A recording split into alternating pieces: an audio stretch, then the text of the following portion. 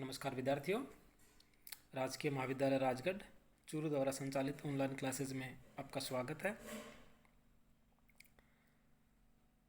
अगर अभी तक आपने हमारे YouTube चैनल को सब्सक्राइब नहीं किया है तो आपसे बार बार निवेदन है कि आप हमारे YouTube चैनल को सब्सक्राइब कीजिए ताकि आप हिंदी साहित्य के अलावा अन्य विषयों का भी आप अध्ययन कर सकें। पिछली कक्षा में हमने नई कविता के प्रखर कवि दुष्यंत कुमार जी की कुछ कविताओं का अध्ययन किया, उनकी कुछ गज़लों का अध्ययन किया। आज भी हम दुष्यंत कुमार जी की ही गज़लों का अध्ययन करने जा रहे हैं। फिर धीरे धीरे यहाँ का मौसम बदलने लगा है।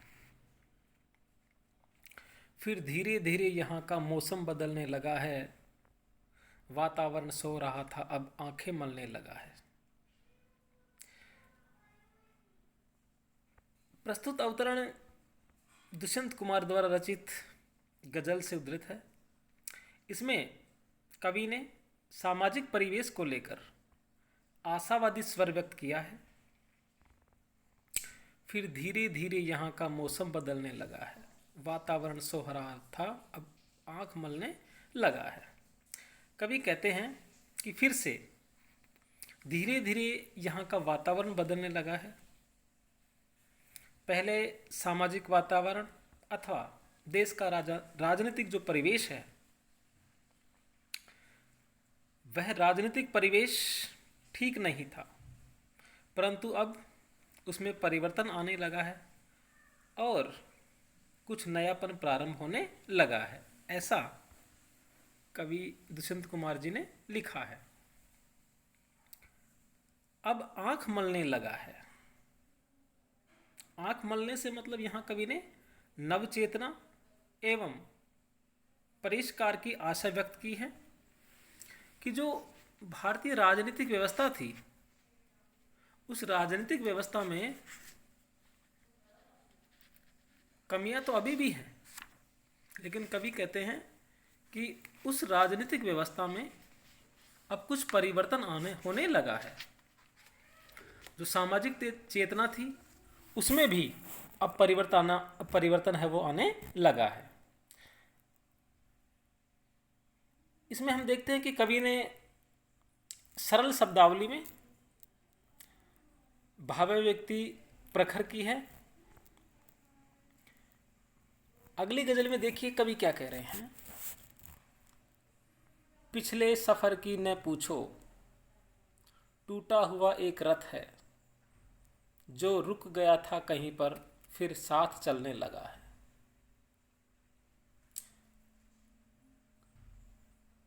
ये गजल भी दुष्यंत कुमार जी द्वारा है और कवि ने इस गजल के माध्यम से सामाजिक राजनीतिक परिवेश में आ रहे परिवर्तन को लेकर कवि ने आशावादी स्वर व्यक्त किया है कि पिछले सफर की न पूछो, टूटा हुआ एक रथ है, जो रुक गया था कहीं पर फिर साथ चलने लगा है। कवि कहते हैं कि पिछली यात्रा के संबंध में मत पूछो, क्योंकि उसमें काफ़ी कष्ट झेलने पड़े हैं। उस यात्रा में जो रथ था वह खंडित या टूटा हुआ था, परंतु अब उस रथ में सुधार आ गया है और वह फिर से चलने लगा है।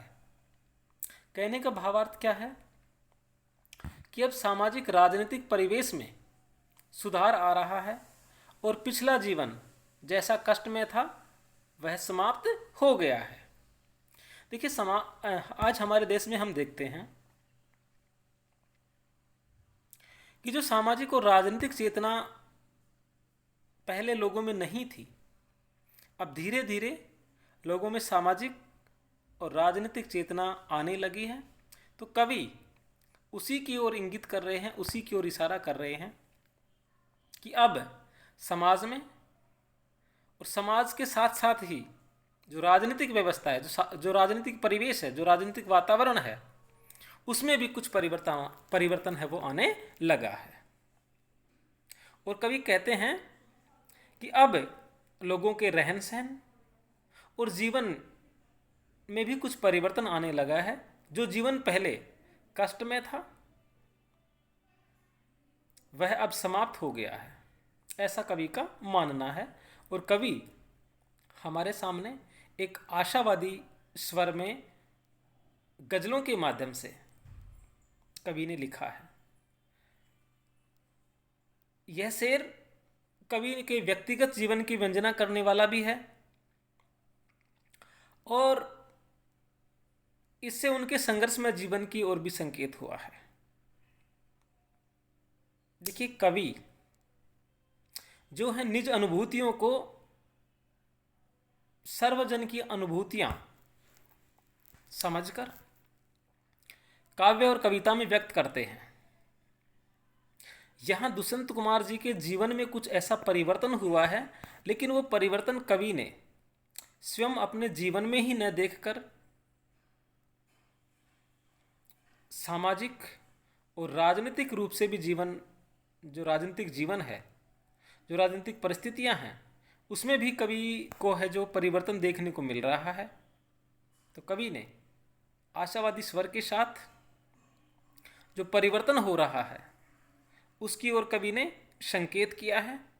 इसमें देखिए, सफर, पिछले सफर की न पूछो, साथ में लिखा है टूटा हुआ एक रथ है। तो यहाँ रथ और सफर का प्रतीकात्मक प्रयोग हुआ है। अलंकारों की अगर हम बात करें तो समासोक्ति अलंकार का प्रयोग इस शेर में हमें देखने को मिलता है। अगली कक्षा में हम फिर से मिलेंगे दुष्यंत कुमार जी की ही कुछ गज़ल और कुछ शेरों के साथ।